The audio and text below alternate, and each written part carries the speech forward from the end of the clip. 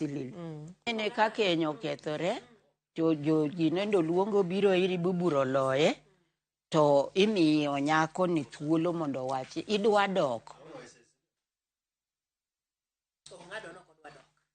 koko dwa dok to nitie gik moko ariyo.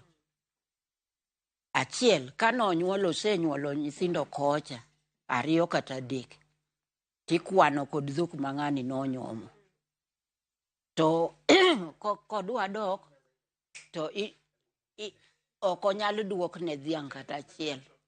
Dhogo dong' rito nyithindo gi minegi.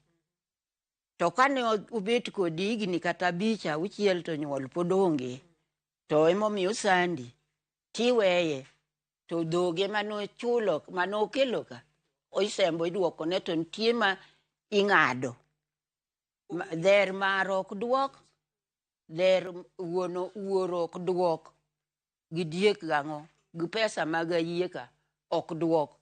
Koro dhok modong' ting'adi miyo dhi odwa dhako machielo. Mane kaka nitiekogi.